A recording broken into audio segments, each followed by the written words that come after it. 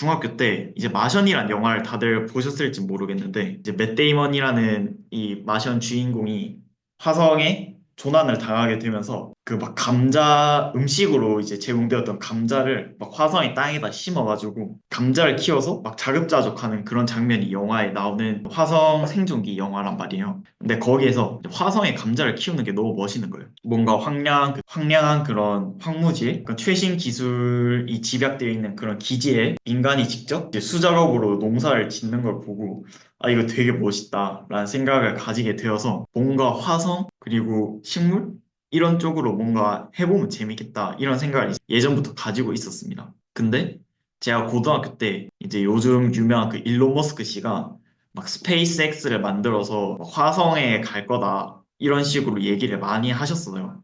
그래서 이거 진짜 될 수도 있겠구나. 일론 머스크가 2030 몇 년에 화성에 인류를 꼭 보내겠다 이런 식으로 뉴스에서 떠들었었거든요. 그래서 2030년이면 언제지?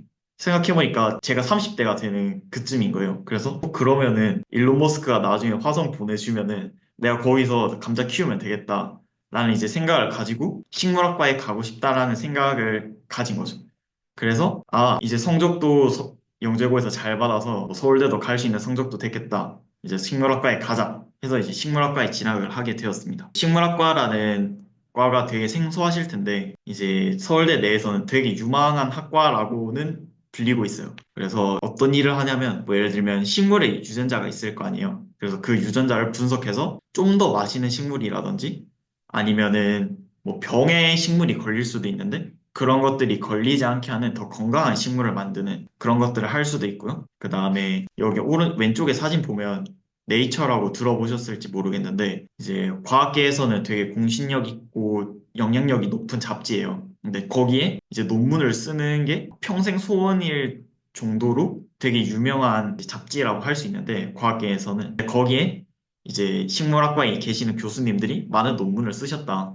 그래서 여기 보시면 여기 핫페퍼진이라고 적혀 있는데 이것도 저희 교수님께서 이 고추의 모든 유전자를 분석해가지고 논문을 내신 거예요. 근데 네이처에서 이 논문 괜찮다 하고 너 그럼 표지에 그냥 이거 대문짝만하게 홍보할게 해서 이제 표지까지 선정이 되었다. 그 정도로 이제 괜찮은 실적들을 뽑아내고 있는 그런 학과라고 보시면 될 것 같아요. 그리고 또 많이들 들어보셨을 것 같은데 스마트팜이라고 막 이제 시설 같은 데다가 막 불이랑 이런 것들 설치해서 그냥 노지가 아니고 그런 건물이나 이런 데서 식물 키우는 걸 스마트팜이라고 하죠. 그래서 그런 스마트팜을 어떻게 설계하면 식물이 더 잘 자랄 수 있는가? 뭐 예를 들면 스마트팜에 자동으로 뭐 식물을 수확하는 것들 뭐 이런 거를 설계를 한다든지 아니면은 스마트팜 내에서도 이제 공기를 잘 순환시켜야지 식물이 잘 자라는데 그런 것들을 어떻게 설계를 시킬 것인가 뭐 이런 것들도 하고요. 그래서 스마트팜 설계와 관련된 그런 연구도 진행하시는 교수님이 계시고 그리고 가장 뭐 큰 틀에서는 이제 식물이라는 것은 무엇인가 이런 거를 배워서 뭐 예를 들면은 다들 들어보셨을지는 모르겠는데 이 식물이 이제 광합성을 하잖아요. 광합성은 엽록체가 한단 말이에요. 그리고 그 엽록체 안에 있는 엽록소가 광합성을 하게 되는데 그것들이 어떻게 광합성을 하게 되는지 그런 메커니즘을 고등학교의 생물을 수강하면 배우게 되는데 그거에 배는 자세하게 배운다. 그렇게 이제 생각을 하시면 될 것 같습니다. 그래서 뭐 식물의 특징 아니면은 형태적인 것들 그리고 그 안에 있는 생화학적 메커니즘 다양한 식물에 대해서 집중적으로 모든 것을 배우신다고 보면 돼요. 그래서 저는 제 꿈을 가지고 이제 식물학과에 들어오게 되었습니다. 근데 별로 행복하지가 않은 거예요. 당연히 이제 고등학교 때 서울대학교에 합격했습니다라는 것을 듣고 나서는 정말 행복했죠.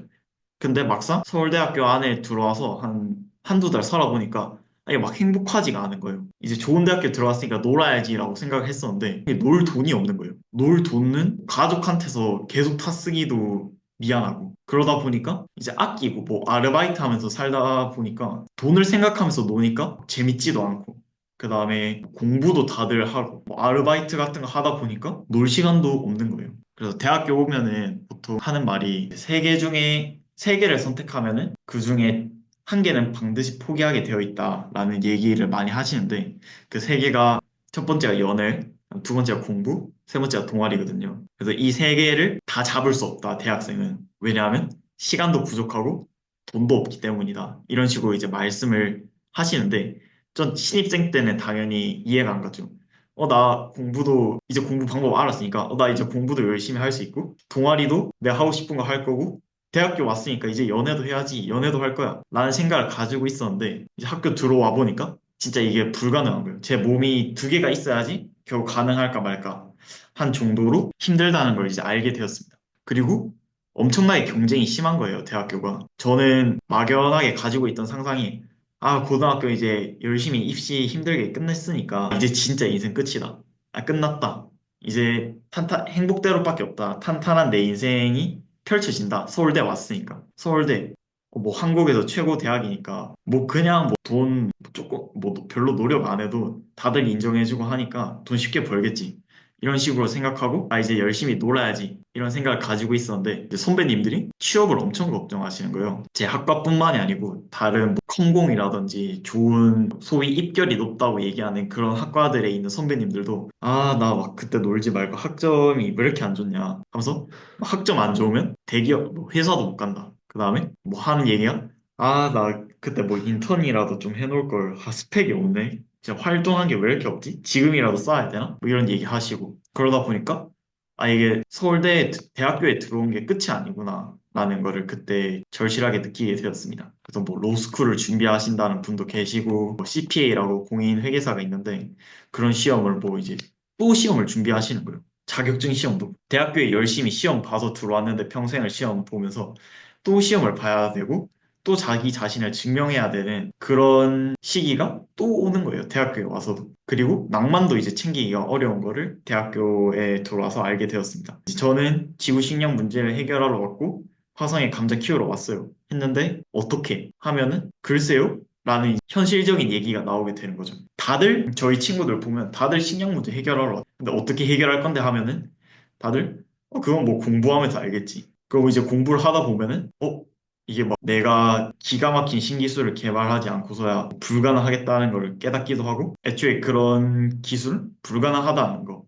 또 막 깨닫고, 이제 자기의 막 낭만을 챙기러 대학교에 들어왔는데, 그 그러니까 낭만을 가지는 게 생각보다 너무 힘든 거예요. 그리고 이제 정시로 들어온 친구들이나 뭐 이런 친구들 얘기 들어보면, 나는 그냥 성적 맞춰서 그냥 들어와서 식물 관심 없어 하는 친구들이 이제 근처에 있으니까 의욕도 안 사는 거예요. 그래서 막 대학교에 들어왔는데 엄청나게 기대했었던 그런 캠퍼스 라이프라든지 아니면은 대학 생활이 크게 없었다. 오히려 좀 슬펐다. 그리고 그냥 살아가기에 빠듯했다라는 것을 이제 말씀을 드리려고 합니다.